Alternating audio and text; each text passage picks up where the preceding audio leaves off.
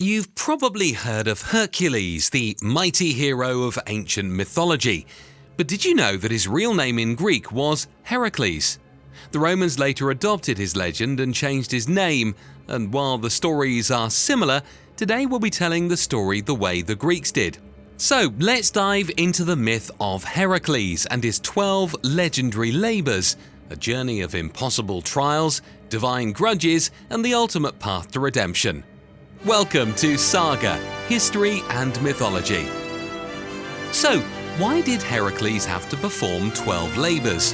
Heracles was the son of Zeus and a mortal woman, Alcmene. Obviously, Zeus's wife, Hera, had a problem with this. She loathed Heracles and hit him with a curse of madness so intense he killed his own wife and kids. Devastated and desperate for forgiveness, Heracles consulted the Oracle of Delphi, who told him, "Serve King Eurystheus of Mycenae and complete 10 labors." But the king was a coward and a schemer. He later rejected 2 of the labors, adding 2 additional labors on top of the originals. The first challenge? The Nemean Lion was a monster whose skin no weapon could pierce, making it nearly invulnerable. This fearsome beast roams the hill of Nemea, terrorizing the local people. When Heracles realized his weapons were useless, he wrestled the lion using his immense strength to strangle it with his bare hands. After slaying it, he faced another challenge: how to remove its unbreakable hide. With no ordinary blade able to cut through, he used the lion's own razor-sharp claws to skin it. From then on, he wore the lion's hide as armor, a symbol of his might and resilience. Next, Heracles faced the Lernaean Hydra, a venomous serpent that grew 2 heads for every one cut off. Deep in the swamps of Lerna, the Hydra would emerge to wreak havoc on nearby lands. As Heracles fought, he realized the more he struck, the stronger it became.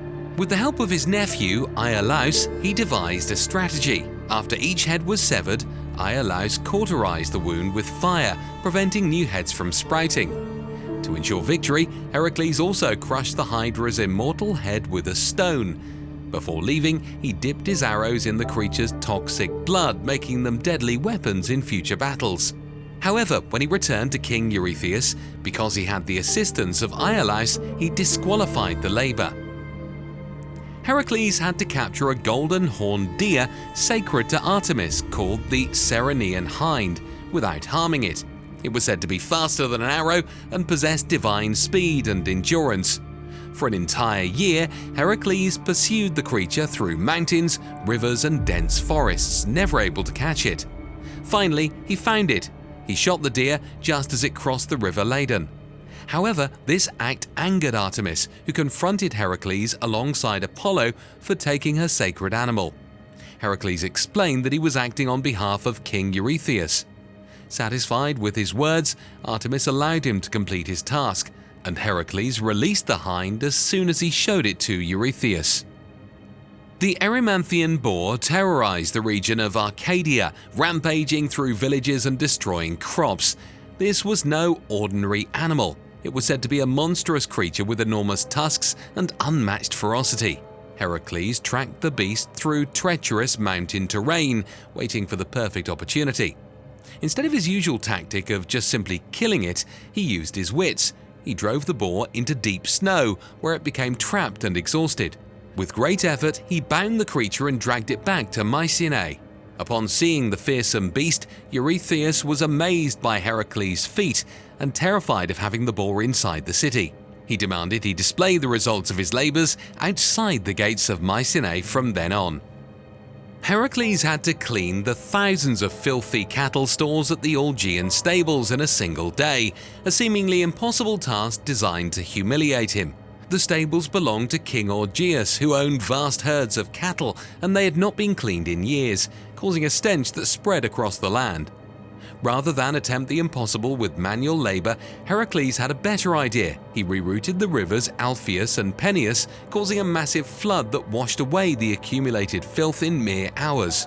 However, when Augeas refused to honor his promised reward, Heracles took revenge later by marching an army of Arcadians against Augeas and overthrowing him. Because he had initially sought payment for his work, King Eurystheus disqualified this labor from counting toward his 10 tasks. The Stymphalian birds roamed around Lake Stymphalia near Lerna.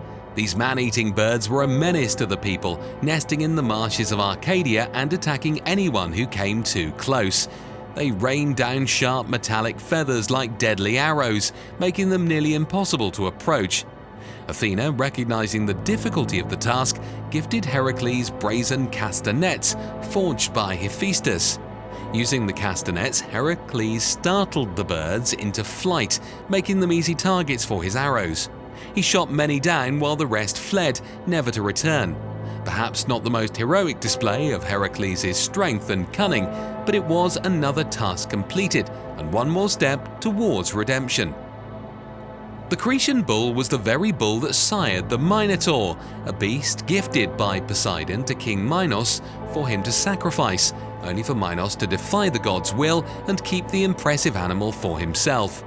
The bull's untamed fury made it a menace, rampaging through Crete and laying waste to fields and villages. Heracles tracked the beast, wrestled it into submission with sheer strength, and rode it back to Mycenae. However, instead of keeping the bull contained, King Eurystheus foolishly released it, allowing it to roam freely once more. Eventually, it found its way to Marathon, where it caused further destruction until it was slain by Theseus in another legendary tale. This episode of Saga, History and Mythology is brought to you by The Stars at Night, a documentary exploring the connection between astronomy, mythology, and original storytelling. It asks the question, what is the cost of light pollution, not only on our environment, but on our culture as well? Available now. The eighth labor, the mares of Diomedes, weren't your run-of-the-mill horses. They were wild, bloodthirsty creatures that feasted on human flesh, making them some of the most terrifying animals in Greek mythology. Heracles tracked them to the stables of their cruel master, King Diomedes of Thrace, another demigod, the son of Ares. He was a warlike ruler who took pleasure in feeding his enemies to his stallions. To subdue the horses, Heracles had to first defeat Diomedes himself. After a fierce battle, he overpowered the king and, in a poetic twist of justice, fed him to his own ravenous horses. Sated by their master's flesh, the horses finally calmed, allowing Heracles to lead them back to Eurystheus. Some versions of the myth claim that the mares were later set free and wandered to Mount Olympus, where they were killed by wild beasts on the mountain. Next, Eurystheus demanded the girdle of Hippolyta, the queen of the Amazons, who was known for her strength and wisdom, ruling a society of fierce warrior women. She willingly agreed to give her magical belt to Heracles. However, Hera, ever seeking to sabotage Heracles, spread false rumors among the Amazons that he intended to abduct their queen. This deception led to a fierce and unnecessary battle between Heracles and the Amazons.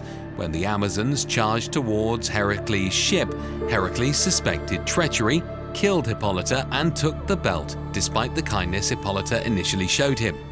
Her death marked a sorrowful end to what could have been a peaceful exchange, another cruel twist in Hera's relentless interference in Heracles' journey. To steal Geron's cattle, Heracles embarked on an arduous journey to the western edge of the known world, an island called Erythea. Before facing Geron, he encountered and slew the giant's fearsome two-headed guard dog, Orthrus, and the herdsman, Eurytion. Geron himself was a terrifying opponent, 3 bodies fused into one, each wielding its own weapons. Using his unmatched strength and archery skills, Heracles fired an arrow dipped in Hydra's poison, piercing all 3 bodies with a single perfectly aimed shot. With the giant defeated, he gathered the sacred cattle and began the long and perilous journey back to Mycenae, where the cattle were afflicted with a gadfly sent by Hera. Once he handed the cattle over to Eurystheus, they were sacrificed to Hera. Heracles was sent to fetch golden apples from Hesperides, apples guarded by a dragon with, as some sources tell it, 100 heads. After a long journey, Heracles found Prometheus, whose liver was being eaten by Typhon. Once Prometheus was saved, he advised Heracles to send Atlas after the apples. Heracles convinced Atlas to retrieve them, knowing the Titan had once held the apples' location.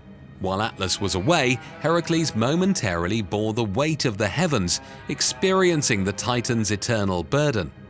When Atlas returned with the apples, he refused to take back the sky, intending to leave Hercules trapped. However, Hercules pretended to accept Atlas's offer, but asked if he could adjust his position to place a pad on his head as soon as Atlas resumed his place. Hercules swiftly took the apples and departed, outwitting the Titan, dooming him to remain hunched over with the weight of the world on his shoulders once more. For his final labor, bringing Cerberus back from Hades, Hercules descended into the Underworld, the realm of the dead. There, he encountered Hades, ruler of the Underworld, who agreed to let him take Cerberus on one condition. Hercules could not use any weapons to subdue the three-headed hound, facing the terrifying guardian of the Underworld. Hercules relied solely on his incredible strength. He grappled with Cerberus, enduring its powerful bites and the thrashing of its serpent-like tail, until he finally overpowered the beast. Dragging the monstrous creature back to Eurystheus, Hercules completed his final labor. However, Eurystheus, terrified by the sight of Cerberus, begged Hercules to return it to the Underworld, bringing an end to his legendary trials.